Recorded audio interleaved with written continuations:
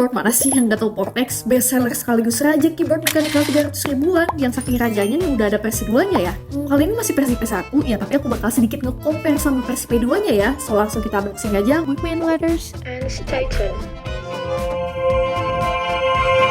Oh kan, di sini aku mau review selewat aja ya. Udah beli 6 bulan yang lalu sih, tapi aku sering pakai sekarang pas lagi nyusun skripsi.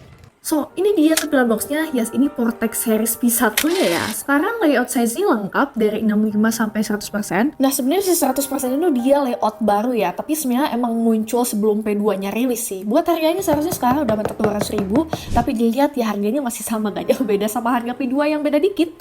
Dan dilihat spesifikasinya sih upgrade P2 yang mencolok itu ada di switch sama keycaps-nya. Tapi seharusnya lebih dari itu sih ya. So, langsung dibongkar. Level up your productivity, siap. Oke, udah pasti ada Vortex mono P1-nya, masih wired kondisinya ya, tapi sesuai harga lah ya. Dilihat juga untuk kabelnya ya, size panjangnya cukup sih, dan ada bonus pastinya, lumayan ya. Ada keycap cooler di sini, switch-nya juga ada, dan GXJ2 dia switch-nya, dimana yang videonya ini udah pakai OTEMU Silvermoon, tapi ya gak jauh beda. Dan keycaps P1 ini keycaps murah ya, yang P2 baru tuh belakangnya double layer. Oke, dapat bonus switch-nya 2, dan ada guide dan garansinya 1 tahun ya. Dan kalau hilang mereka siapin guide-nya di webnya kok. Oke, ini di Vortex P1 yang dari desain ya gak so outstanding itu sih, dan gak jauh beda sama P2-nya. Beberapa poin itu termasuk desainnya yang sudutnya masih nge-edge kayak gini ya, dan hanya di layout 75% dia yang shape-nya sampingnya kopong, while layout lain itu emang lempeng aja gitu ya. FYI juga nih, yang layout TKL ini dia kayak ngotak gitu ya bentuknya. Lanjut, yang 75% ini portnya sebelah kanan, beda sama layout yang lain yang ada di kiri. Bagian belakangnya ini ada 3 tingkat penyangga nih, dan ama 4 apa nih biar ngegoyang gitu keyboardnya ini, dia cepet kotor sih. Untuk ketinggian stand-nya kalian bisa dilihat di sini deh. Nah, untuk ketebalannya dia normal sih, selain itu juga bobotnya sama, yang aman aja sih di kelasnya. Well, untuk bahasan desain singkat mungkin udah ya. Kita lanjut ke bagian fungsional mungkin ya. Dia 75% yang explode non-knob sih, tapi ya sesuai harga sih ya, dengan spek mono series ini yang cukup ngebayar knob yang nggak disediain. Oh, ini biar kalian tahu feel experience suaranya, jadi kayak gini ya.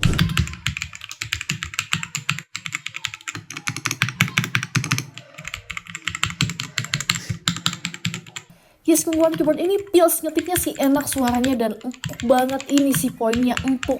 Selama 6 bulan ke belakang sih gak ada masalah dari teknisnya, jujur sering kena cipratan minuman pas Ramadan, kemarin juga but still jalan ya semestinya. Anyway, yang P1 ini fontnya dia gak sebold yang versi terbarunya ya. Video ini desainnya lebih kelihatan, dan icon-icon kayak type shift sebelah kiri ada enter, backspace, dan arrow key yang lebih jelas dan tebal gitu ya. Keycaps juga nih udah habis double shot OEM yang ya keycaps murah. Sementara video udah double layer gitu ya di keycapsnya, dia PBT double chop cherry propel yang ini memang upgrade banget juga ya. Tapi walau gitu ya, dari suaranya masih enak didengar lah ya, dan gak jauh beda.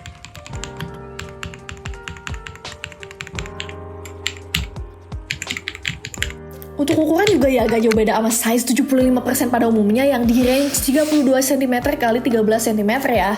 Semua layout ada LED, termasuk yang 75% ini berserta LED stripnya, kecuali yang 65%. Dan anyway, peletakan strip tiap layout itu beda-beda ya. Bahkan yang versi 87-100% itu, dia ada bonus indikatornya loh.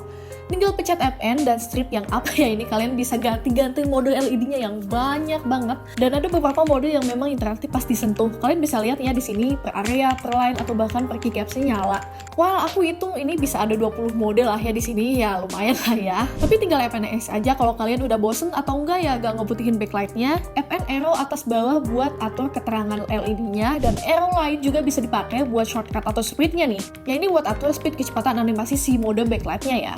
FN caps lock buat on off LED stripnya, FNA buat ganti-ganti warna LED stripnya. Di warnanya nggak bisa di custom banget sih, tapi ini banyak ya.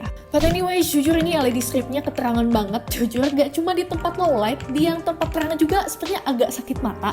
Dan sayangnya kecerahan LED stripnya ini gak bisa diatur ya. And anyway, semua konfigurasinya ini bisa diatur di softwarenya ya. Kalian bisa download di website Vortex Mononya nih. Stabilizernya udah pakai flat wall step dan udah factory loop, so far udah enak juga ya, dan tuningnya juga enak. Nah, ini kalian bisa lihat di sini ya.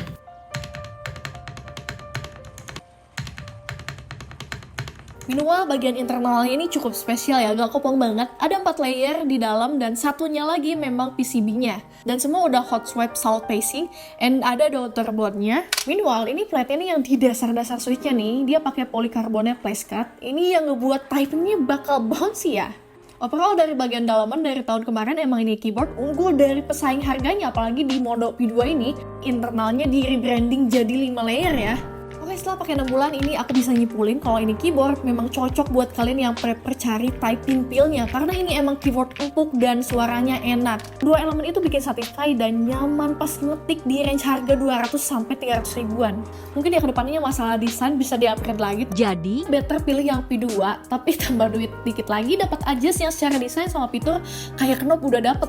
Well, next itu bakal review aja. Makasih semua, selamat lebaran. Semoga uang THR-nya bisa kebeli keyboard baru dan hatur nuhun minal aizin wal faizin. Mohon maaf, semoga lancar lebarannya.